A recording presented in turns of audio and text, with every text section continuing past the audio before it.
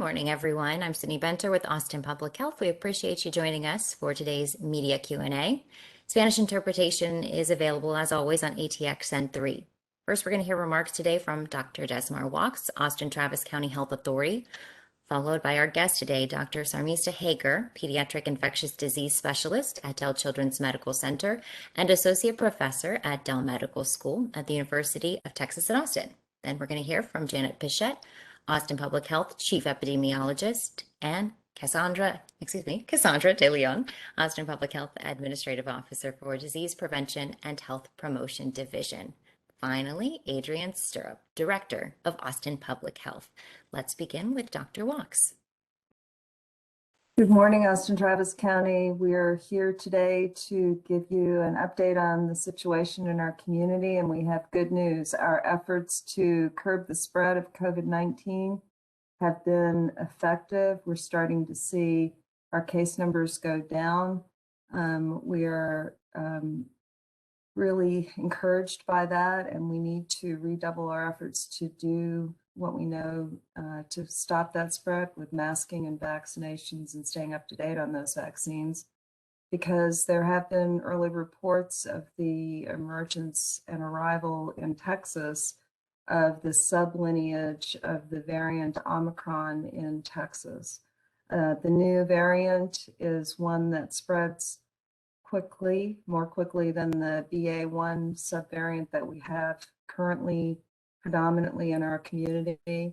It is, however, being attacked by those vaccine antibodies that we have in our toolbox. So the vaccines we have are working against it, and it does appear to also produce mild disease, but it is important that we don't let our guard down, that we continue to do battle with this. We're seeing large numbers of pediatric cases in our community, with 91% of those children who are admitted unvaccinated to our hospitals. And for that reason, today we've asked Dr. Sarmista Hager to join us to give us an update on what's happening in our pediatric hospitals. And with that, I'll pass it on to Dr. Hager. Thank you so much, Dr. Walks.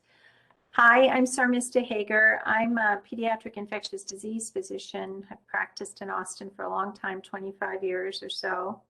I'm here today to talk to you about what we've seen with this particular surge in COVID in our children. As you all know, over 9 million children have tested positive for COVID since the pandemic began nationwide. And importantly, since January, about 900,000 have tested positive. Still a small amount that are hospitalized, but it has increased. In January, I think nationwide, the statistics are about children account for about 2.9% of all hospitalizations. We have felt it in our hospital. Since the pandemic began, we've taken care of over 300 children that have been admitted with COVID and are positive and symptomatic. Since January, when this Omicron surge occurred, we've exceeded how many admissions we had since in the summer with Delta, when we had the Delta surge. The important changes that we've seen are there are a lot more younger children being admitted. So about almost 37% or so of our children that are admitted since January have fallen into that younger age group, 0 to 4. This is a big change for us, seeing with the previous surges with first Alpha and Delta, which were mostly teenagers or above 12. The other thing that we have seen, and Dr. Walks is right, vast majority of these children are unvaccinated and their families are unvaccinated. The children that are ill and are vaccinated or have some vaccine usually have an immune problem that can't mount an antibody response to the virus. So people that are healthy, the children that are healthy that are getting admitted are almost all unvaccinated. About a fifth of our children have required intensive care. What that means is that they are so low in oxygen that they require excess oxygen to be delivered in ways to keep their oxygen levels normal. So that is how that has been different. The other thing I want to mention through the pandemic is in pediatrics, something that is a bit unique to pediatrics is we have seen a case, a syndrome called MIS-C, which is a multi-inflammatory systemic response after COVID, usually happens 2 to 6 weeks after COVID. And we had seen this with Delta affecting, and those children really do come in very ill. About half of them require critical care. It's an inflammatory response, especially we worry about the heart. And those children just don't present unless they're infected with COVID or have a history of infection with COVID. The vast majority of them also are unvaccinated. We have not started to see that yet in the rates that we were seeing it in the summer, but it is a bit early. We're expecting that to happen soon. We'll keep our, we'll keep our eyes and ears open for that. So again, the differences that we have seen with Omicron really are the excess number of children getting admitted with symptoms, and the younger age group, and the unvaccinated. The vast majority are unvaccinated. And with that, I'll turn it over to Jan Bichette. I think she has some epidemiologic things to say. Thank you. Thank you, and good morning, everyone. So as we've heard, I think there is some positive news on our front for Austin and Travis County. Our data indicates that we have reached a plateau and we are on the downward slide of an initial Omicron peak. And what we're seeing based on our data indicates, we're seeing decreases in the number of positive lab reports that are being reported to us on a daily basis. Just last week, we received over 22,000 positive lab results at Austin Public Health. And this week, we received only 15,000. So that's a huge difference, and represents a 31% decrease in the number of labs being reported into the health department.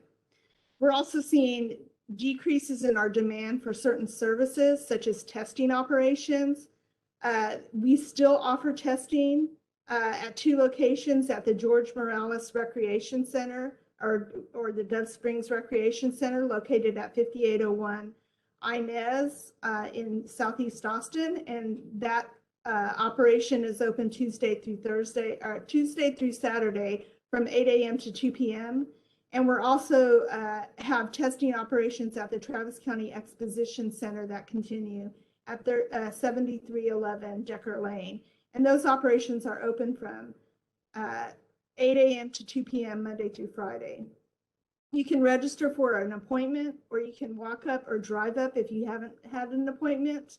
If you have any difficulty making arrangements for an appointment, you can call our nurse hotline at 512-972-5560, and they can help make arrangements to either register you for testing.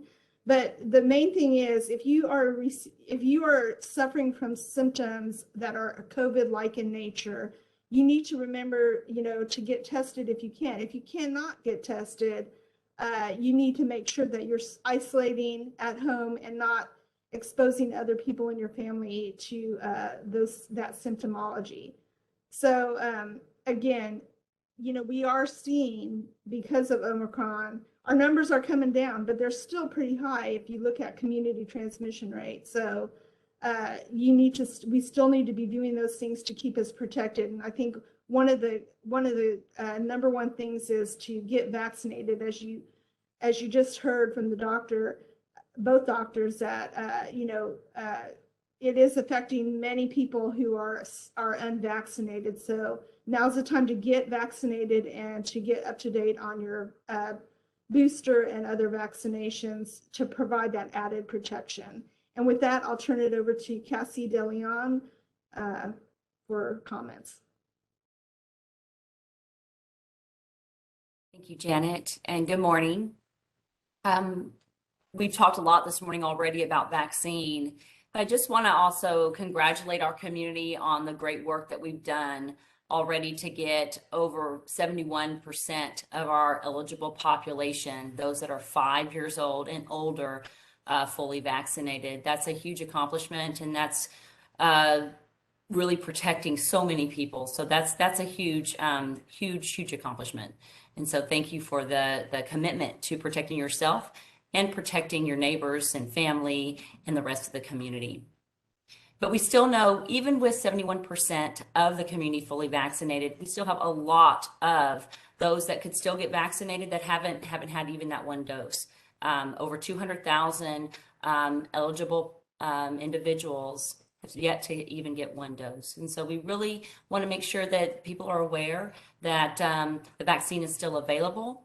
It is free, and you don't need insurance. And you don't need to show ID if you come to Austin Public Health to get the vaccine. So we really want to encourage folks to take advantage of the opportunity where vaccines available in many, many spaces and places for you to get that vaccine so you can protect yourself, protect your family, and protect everyone that you may encounter in the community. We also know it's important to think about those that are under 5, those 4-year-olds and newborns that can't get vaccinated. They are completely vulnerable to this virus. And so if we, as a community, at least get as many people who can get the vaccine vaccinated, that offers some protection that we likely can protect them from having to contract this disease. We've got some work to do still, and I know that we can do it. So we'll continue to offer, Austin Public Health will continue to offer the vaccine, continue to be available. And we just want to continue to encourage everyone to work towards getting everyone protected as we have throughout the entire pandemic. And with that, I'll pass it over to Adrienne.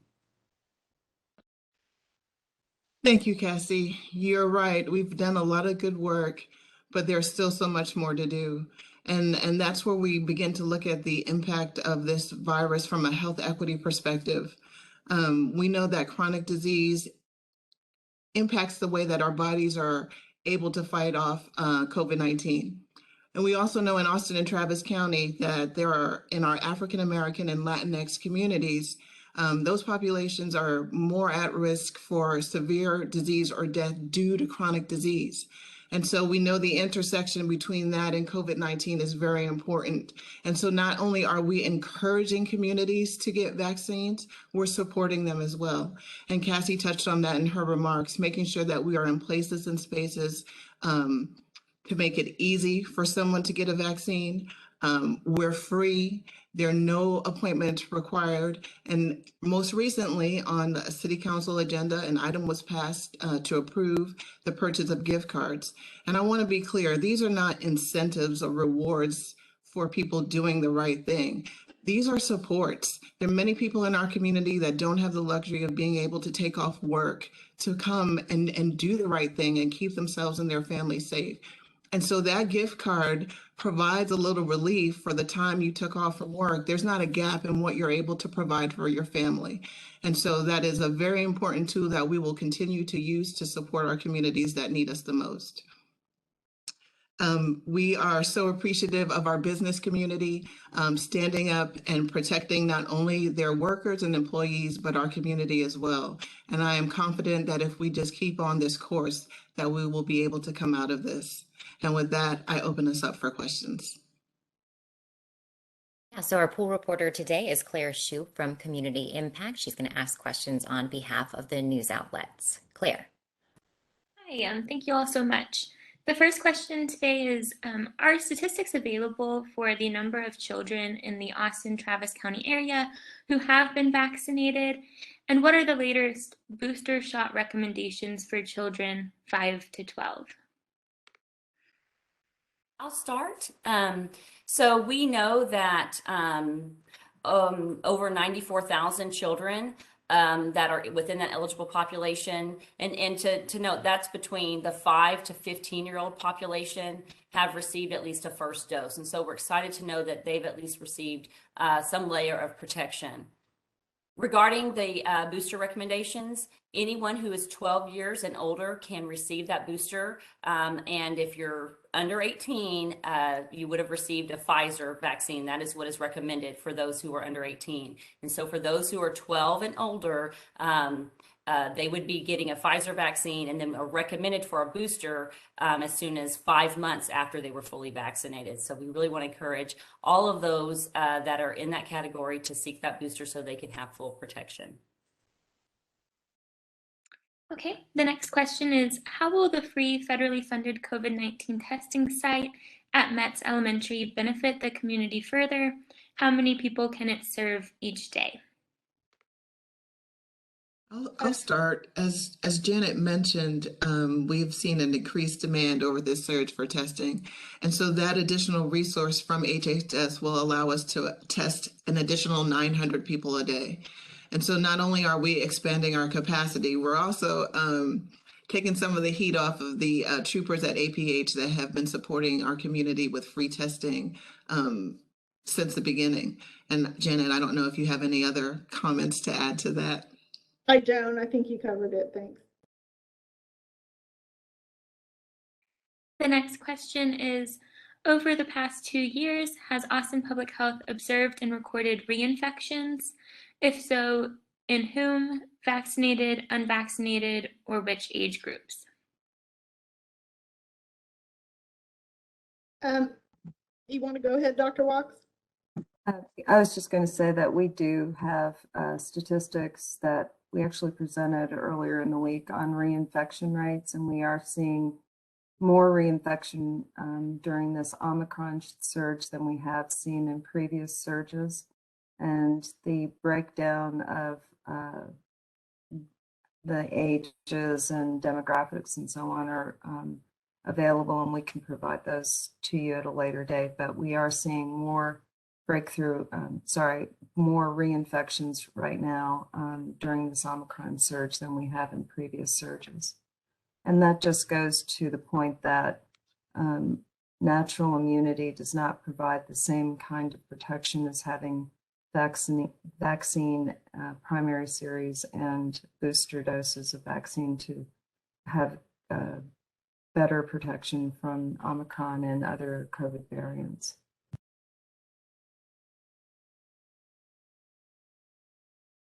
The next question asks, what is the difference in treating pediatric COVID cases, and how is hospital staffing holding up? I'd like Dr. Hager to take that question. Thank you, Dr. Walks. The difference in treating children with COVID infection in hospital when they're sick, and a lot of it is similar, which is oxygen and delivering oxygen, maintaining their respiratory status. But the therapeutics sometimes are different in that not all drugs are available for children. That's one thing. And in regards to staffing, this has been a huge issue in our hospitals system across the nation, really. And for our children's hospital here, it has been a big issue. Many of the folks that are taking care of these patients are either have come down with illness themselves or have illness in the family and have to quarantine for that. And so again, the vaccination status is so important for prevention of disease in folks that are exposed. Thank you. The next question asks, what are the stats on children in the area that have had COVID and other respiratory viruses at the same time? And this person's wondering specifically for Hispanic children.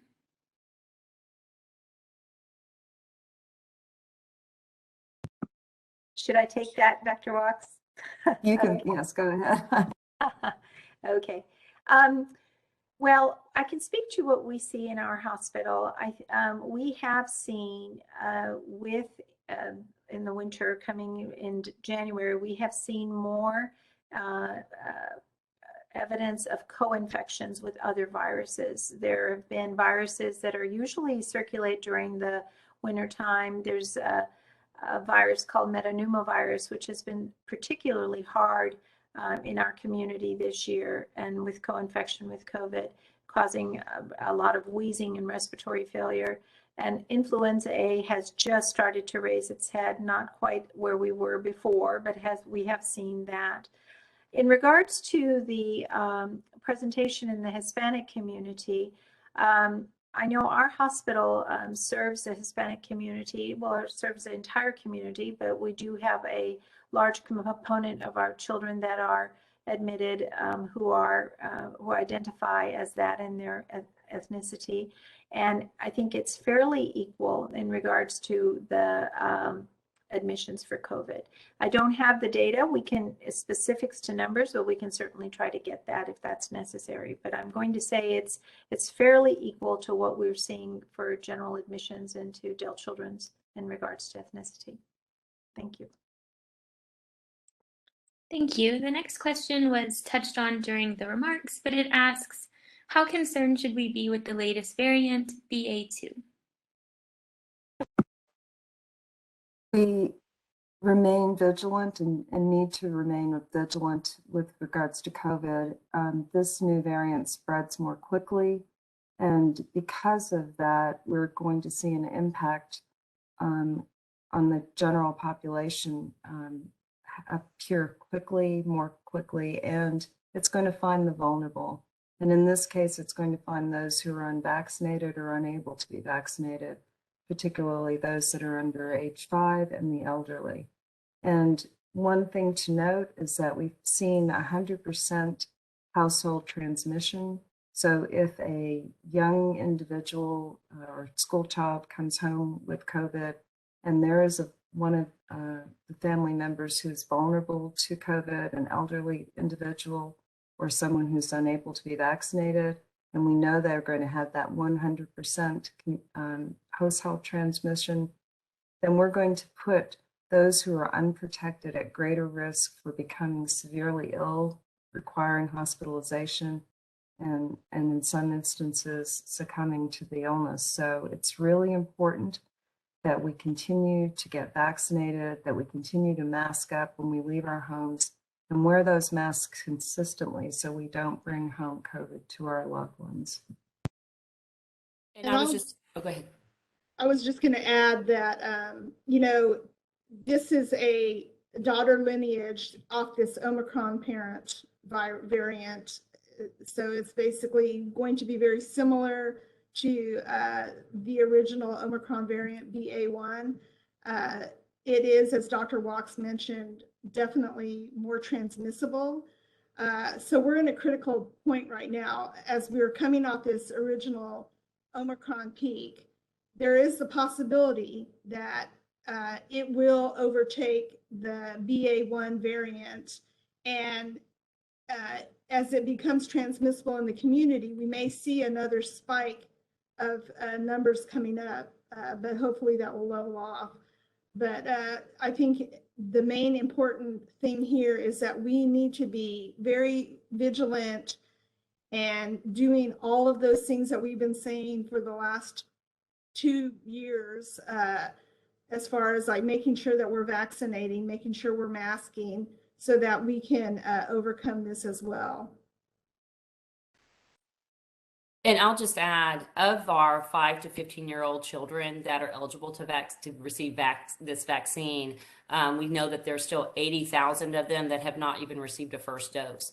And that's really important because they do go to a space every day where there are other folks in school, and that makes them more vulnerable, and then also makes anyone in that household that they come back to vulnerable, and it just compounds the issue of the number of people that could contract COVID-19. That child that doesn't have vaccine that's going to the school, that child comes back home. If they have younger siblings under 5, those kids are vulnerable. If they have older adults that are living in their household, maybe vaccinated but are immune compromised, that makes them more vulnerable. So it's really important to note that the vaccine protects protects individuals from severe disease, but also protects and helps us to reduce transmission and reduce that infectious period that a person may bring the disease home. So those are some things to really think about as you're making this decision to get your child vaccinated, to get other persons in your families vaccinated, to make that personal choice to get vaccinated, that the impact is not just on you. There are a lot of other people that this could protect. And it really does make an impact on whether or not this virus continues to spread and how it could affect your family and your community. Piggybacking off of that question, do you believe that we are at the peak of the Omicron wave? What might the next wave or variant of COVID-19 look like, and when might it occur? I'll go ahead and take that. I think we have plateaued and we've definitely reached a peak. I think we're on the downhill slide of the epi curve right now. As we mentioned, because this new variant is presenting itself, it has been identified in Texas with 3 cases in the Houston area. The odds are that it is circulating amongst us right now. You know, what they're seeing in the United Kingdom is that people are, as they're coming down off of this Omicron original peak, they are seeing increases from this BA2 variant taking hold over there and overtaking the BA1 variant. So, as I said, because it is extremely transmissible, the possibility is that we could have another blip that goes up that will represent BA2 taking over, but we need to do what we can to kind of flatten that as well. The next question deals with hospitalizations. It asks, what appears the weekly average for daily COVID-19 hospitalizations is dropping nearly twice as fast as it took to rise over the past 2 weeks? Do we expect the decrease in cases and hospitalizations will continue at the same pace in the next few weeks, or do we think it will plateau soon? We are anticipating that if we continue to work as a community to manage to stop the spread of Omicron, including the new variant by masking and vaccinations, that we will see a peak in ICU admissions in the first or second week of February and a continued decline over time in hospitalization rates. However, all of that depends on how well we do in continuing our efforts, because if this continues to spread and we have another peak, as Janet just mentioned, then we may see a reversal of our good fortune. So it's really important for us to continue to mask consistently in public spaces and places to get our children and ourselves vaccinated, and for those that are eligible, get those booster shots so that we can continue to protect ourselves from becoming sick with Omicron, be it BA1 or BA2, and also to prevent any further mutations of this virus. Are AISD case numbers, including staff and students, pointing toward the sharp decline seen in other parts of the country?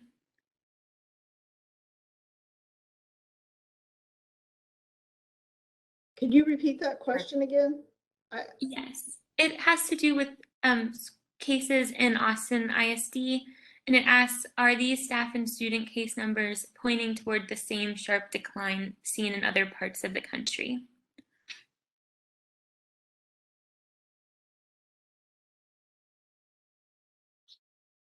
I mean, I think what we're seeing is that, you know, as cases decline, we're seeing Omicron sweeping through school districts and really taking out staff and students. And then at some point, there will be a high level of immunity in that population because everyone will have gotten sick. But yeah, I think the phenomenon is similar to what's being seen elsewhere in the United States and throughout the world. The next question also has to do with schools, and it asks, did we see a spike in adult COVID this month from school children bringing COVID home? Does anything stand out? As we mentioned earlier, there's 100% household transmission with this variant because it spreads so rapidly.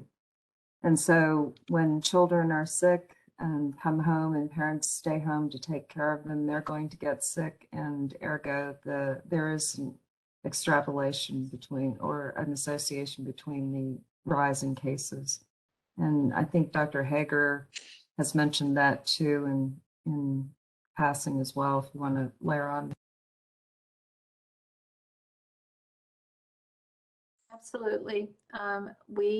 When we take our history of these children that are coming in infected, it's not uncommon that the entire family has been ill, and it's a sequence of things. Yeah. And I will say anecdotally from our case investigations of these school-age children, we are seeing it sweep through households as well. It supports the trend that's being seen worldwide as far as young children who are school-age getting sick, and similar increases in that adult population. I'm going to say probably between 30-39 age range that may also have increases as a result. Thank you. The next question is, with many people receiving their at-home tests from the federal government, how will we keep track of actual positive cases? So we are, have always been tasked by the Centers for Disease Control and the Department of State Health Services to keep track of PCR positive laboratory confirmed cases and rapid antigen tests that are performed by the lab. That's the case definition and strict guidance that we follow at Austin Public Health, and that other local health departments follow in the state of Texas. And so we have set up on our website under testing, there's a location where people can report their results in if they would like, right now. So that tab is available for people who wish to report their information in. However, it is not something that we're currently evaluating at this current time. I know lately the Council of State and Territorial Epidemiologists, the Association of State and Local Health Authorities, the American Public Health Laboratory Association, as well as the National Association of City and County Health Officials, and the Big Cities Health Coalition, have supported the transition for local health departments and state health departments to move away from doing case investigation and contact tracing, because we have such widespread community transmission at the current time, and to revert our surveillance efforts so that we focus on outbreaks and concerns that are in clusters that may emerge in congregate settings and things like that. So we're waiting to see if CDC and DSHS will make a similar recommendation to local health departments, and we're hoping that's the case. It would then transition our surveillance efforts into a similar model that we follow for influenza surveillance, where we're actually doing sentinel surveillance and looking at what variants are circulating in our community, and when we have the beginning of a season, when the season may end, or those peaks and valleys that we might see. But the goal with such widespread community transmission is to make sure that we are able to squash outbreaks as they appear in specific settings or amongst specific groups of individuals. So we'll see what how that happens. But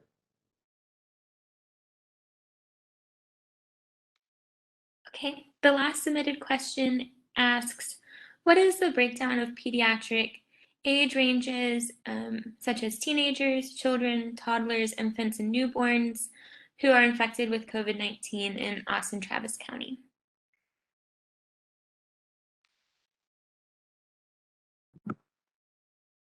We are seeing, according to what our statistics are showing thus far, about 28%, 30% of the cases are occurring in age groups 0 to 4.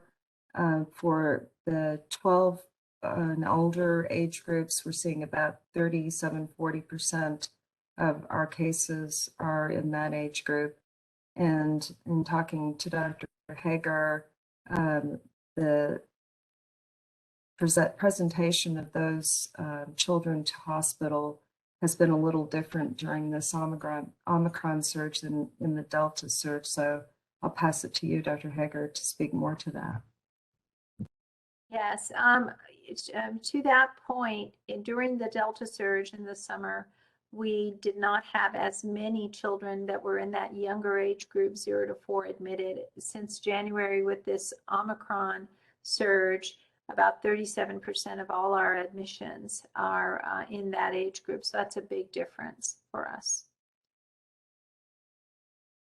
And so that just goes back to the fact that we have a segment of our population that are unprotected by vaccine at this point and unable to be vaccinated until there is a vaccine approved.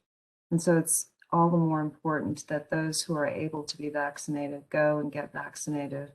And those that are able to mask in public places consistently can continue to do so, so that we can protect those who are 0 to 4, who are being more dramatically impacted during the Omicron surge with COVID.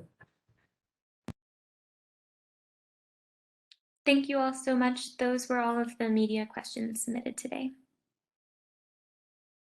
And we do want to thank our guest today, Dr. Hager with Dell Children's Medical Center and Dell Medical School Health Authority, Dr. Desmar Wachs, APH Director, Adrian Stirrup, Chief Epidemiologist, Janet Pichette, Chief Administrative Officer for Disease Prevention and Health Promotion, Cassie De Leon, and to our pool reporter today. We appreciate you joining us from Community Impact Claire. Thanks for joining us. Everyone have a great weekend.